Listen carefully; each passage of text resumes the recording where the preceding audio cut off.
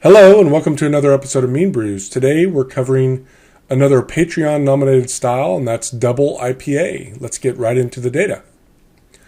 I had 34 winning Double IPA recipes I found. 18 were gold, 3 silver, 10 bronze, and 3 award winning. No best of shows, surprisingly.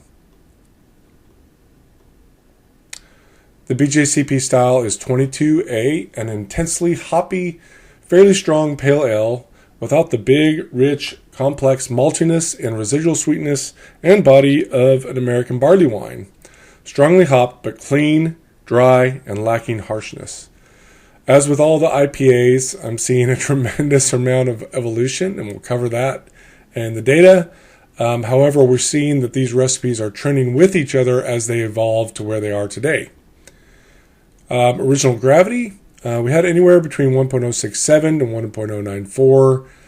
Again, on the high side of the BJCP range. The average was 1.079, and I will stay on that despite the fact that we're seeing the original gravity reduced to about 1.075, 1.074 over time. With IBUs, again, the mean is outside of the range of BJCP with a mean of 129, and I will be on the very high side, about 190 IBUs with my recipe. The color, anywhere between 4 and 18.5 was the data set. An average was 8.4, and I will be on the low end of that at around 7, and the reason is we're seeing a clear trend down in the color for this style to be more pale in comparison to previous examples. Malt percentages, 87.6% base malt, 6.4% crystal, 5.6 adjunct, and just a skosh of toast malt. When you look at the malt distribution for the recipes that use those malts, focusing in on the base malts, we had anywhere between around 65 to 70%, up to 100% base malts in some recipes. I will be right at above around 90% base malt in my recipe. And the reason is we're seeing an increase in the percentage of base malts used in these recipes over time. Looking at the other malts, next most prominent is crystal. Anywhere between 1 and 14% crystal malts. About 90% of the recipes use a crystal malt. Next is adjunct, anywhere between 2 and 23, I believe. Adjuncts, again, right around 7% of the grist. About 80% of the recipes use adjunct. Not a lot use toast, and I don't recommend using a toasted malt in this style.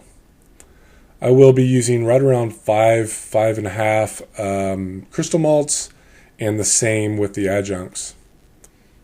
Looking at base malts, I did separate out two-row and Maris Otter and Pilsner. I usually don't, but here I think it makes sense.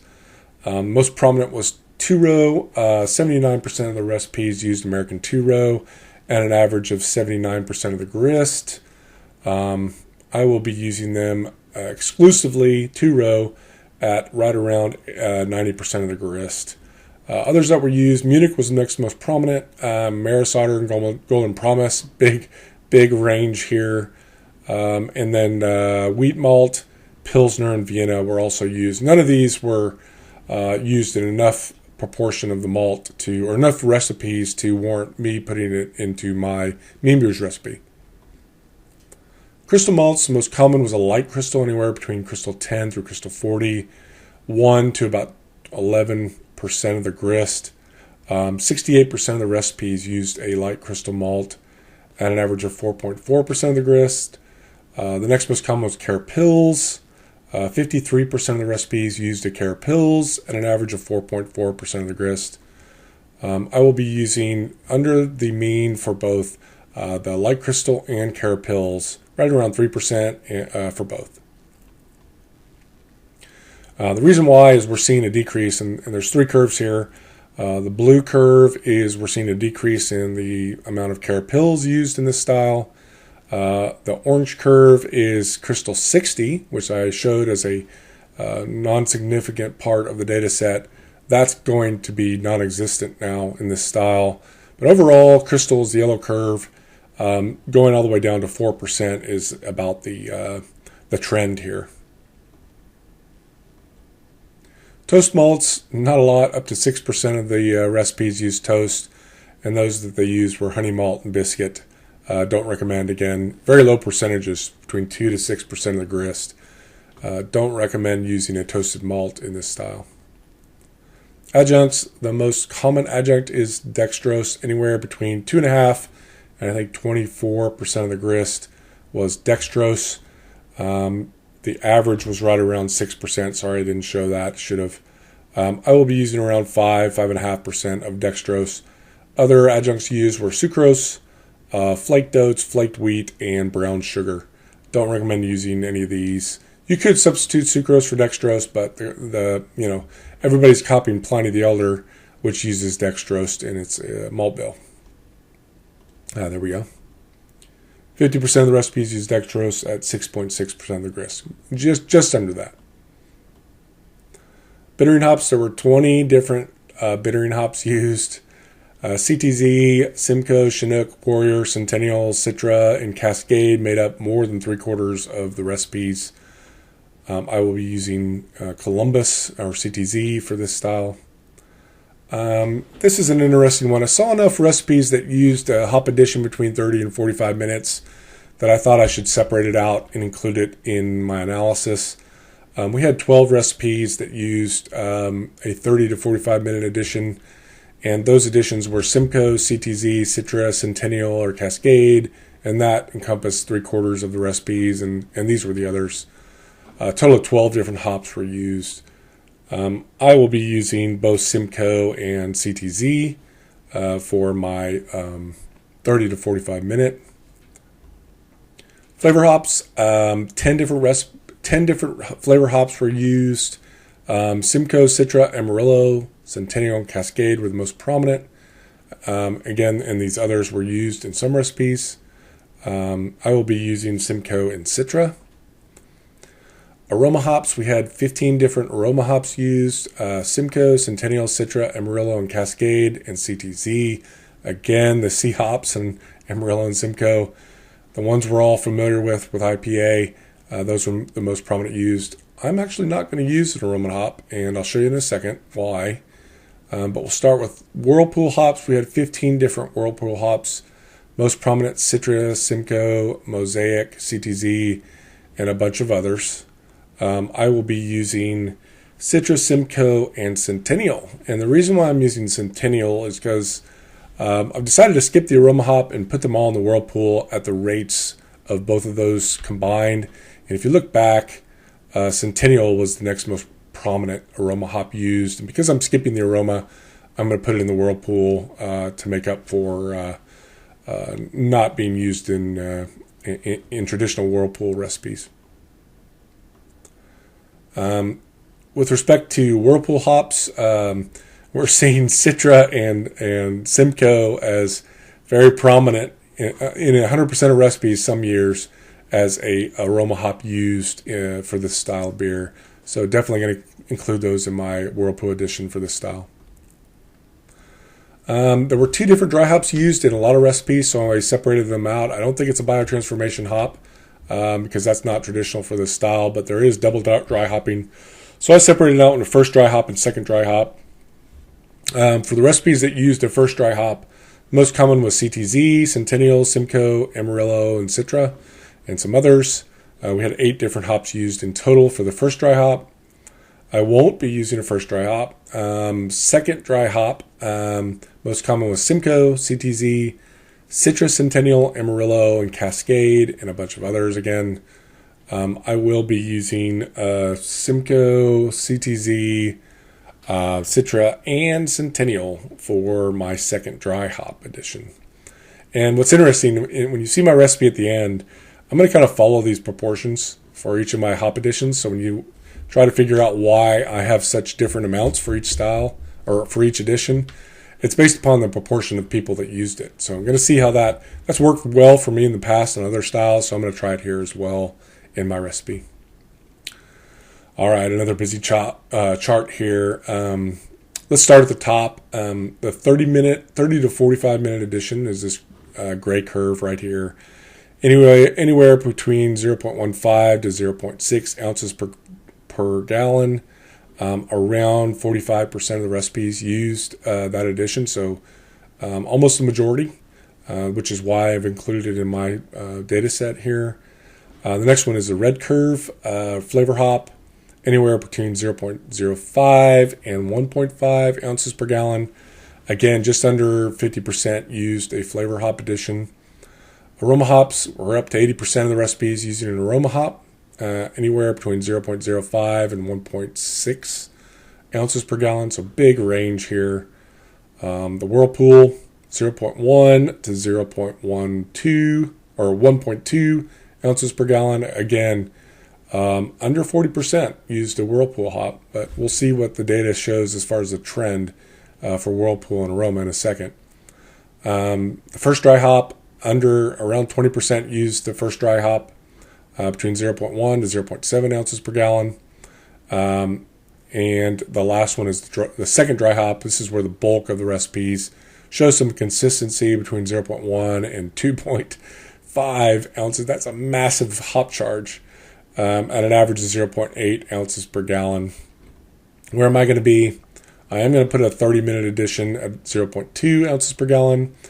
I'm going to put a flavor edition at 0.2 ounces per gallon again.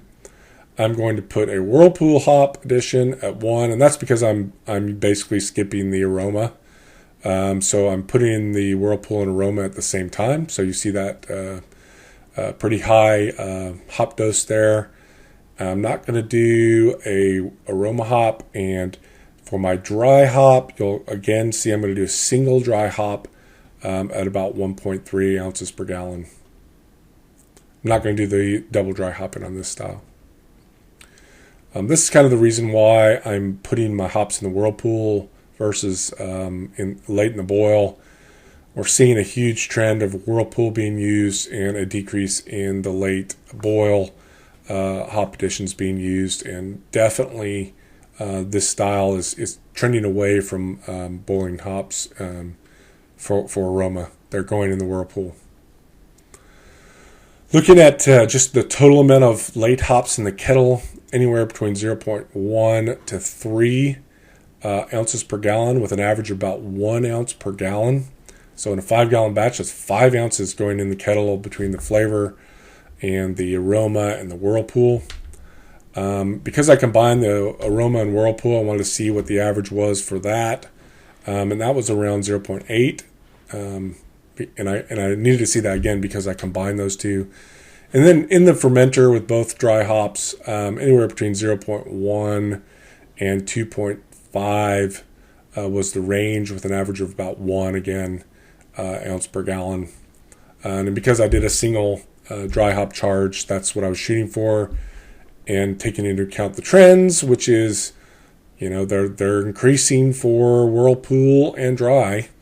So I followed these trends with my recipe, an increase in the amount of hops for both of those, and a decrease in the 30-minute and in the flavor, which you saw with my suggested hop rates that I presented earlier. Dry hop duration, this is the strongest correlation I've seen in any of my charts so far. The duration of dry hops has dropped from 10 days to 1 day. I'm not going to go with a 1-day dry hop, but kind of reflecting with the information we have now that a shorter dry hop duration is beneficial to get those beneficial hop characteristics without the harsh green chlorophyll type hop flavors. Mash type, we only had one step mash. The rest were infusion mashes, and I will be using an infusion mash with my recipe. That step mash had one beta rest at around 145. The majority of the mashes had an average of 151 Fahrenheit for the alpha rest or the saccharification rest, for an average of 64 minutes. And I will be at 149, I believe. Yes, 149. And the reason we're seeing a drop in the fermentation or the mash temperature for the saccharification rest to about 149 to get a more I assume to get a more fermentable wort. Boil duration anywhere between 60 and 130 with an average of 79 minutes. I will be at a 1 hour boil. And the reason, again, is we're seeing a trend down to just a 1 hour boil because we're getting our gravity with the dextrose and not necessarily a long boil. It doesn't make sense to have a very long boil for this style. The yeast, the most proficient yeast or most prolific yeast used is Chico strain. 67% of the recipes use a Chico strain. Whitbread was used 12%, and then Yeast Bay Vermont 6%. I think this is the Conan strain. I can't remember. And then some others were used. I'm going to use the Chico strain for this, White Lab 001 or White Yeast 1056. Water chemistry, a lot of data on water chemistry. The average for calcium was 105, magnesium 13, sodium 29. Sulfates, we're seeing that 3-to-1 sulfate to chloride ratio. We had a Burtonization recipe out here that skewed the curve way out here. I'm going to be right around 90% or 90 parts per million calcium. I'm not going to put magnesium in if I don't need it. Sodium, I'm going to be right close to the mean. Sulfates are thinking around 200, and chlorides a little under the mean as well. Still going to achieve that 3-to-1 sulfate to chloride ratio, which is what you need for this style. Fermentation temperatures, anywhere between 60 and 72 was the range for all strains of yeast. The average was 67 Fahrenheit and a little bit higher, 68 for the Chico strain. And I will be at 68 for my recipe. Oh, here's the Whitbread curve as well. It was a little bit lower, actually, 64, 65. The reason why I'm choosing 68 for my fermentation is because we're seeing a trend up. This was kind of surprising to me, a trend up to around 68 for all. Try to get some more esters, I guess, out of this to balance out with those massive hop charges. Other variables, carbonation, average was 2.34, and the mash pH was 5.41. pH is very important for this style. There was one recipe that actually acidified their wort after the kettle, after the boil to 5.2, I believe, or 5.0. There's a lot of trending talk about the importance of a low mash or a low pH for this, for any IPA to extract the most from your hops. So I'm not going to recommend yet to acidify your wort before it goes into the fermenter, but do look up and see how this is trending. We may see this style provide some acidification in the kettle post-boil to extract the most from the hops. So do watch the space for how this style trends in the future. One thing I am seeing is, this is surprising. First time I've ever seen carbonation actually go down with time. Pretty good correlation here as well to about 2.3 volumes of CO2. All right, let's get to the recipe.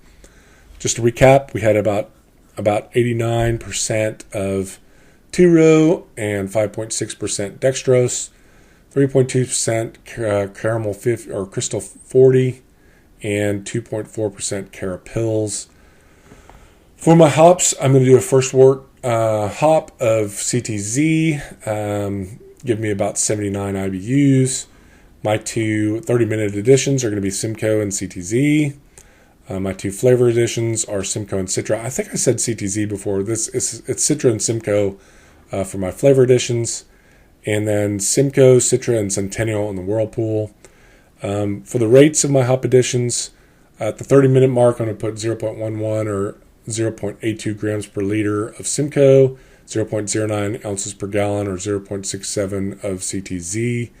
And then at my flavor hop addition, I'm going to put 0.12 ounce per gallon or 0.9 grams per liter of Simcoe, 0.08 or 0.6 grams per liter of Citra. And then for my Whirlpool, 0.41 ounce per gallon or 3.07 grams per liter of Simcoe. Very Simcoe heavy, this recipe.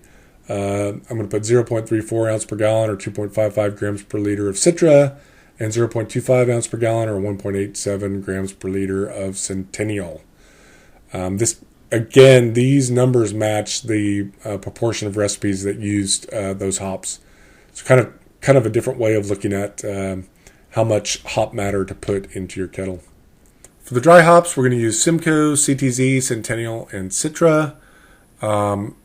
It says 6 days here, but I'm going to fix that in Brewfather. It's going to be 3 days. I won't repeat all the ounce per gallon, but remember that these are based upon the proportion of recipes that use these hops. Trying something different here with this recipe. For the final Meanbrews recipe, we're going to shoot for original gravity 1.079 and 191 IBUs. For water chemistry, 99 parts per million calcium, 25 sodium, 57 chloride, 200 sulfate, and 16 bicarbonate. We're going to shoot for a mash pH of 5.4.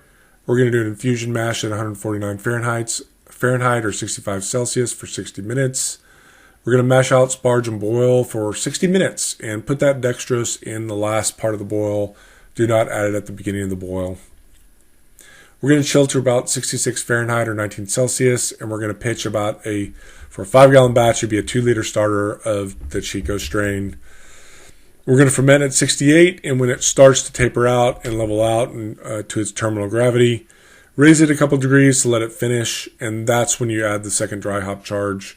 And again, we're going to hold for 2 to 3 days. Transfer to bottle or keg and carbonate to 2.3 volumes of CO2. That's it for the Double IPA. Next style is going to again be the Patreon nominated series, and we're going to do a British Golden Ale. So excited about this one. Don't have a lot of data on the style, so if you've got a British Golden Ale, please send it in. After that, we'll continue on. I think there's 3 or 4 more recipes in the queue for the Patreon series. Thanks for tuning in, and hope to see you in a couple weeks. Thanks. Bye-bye.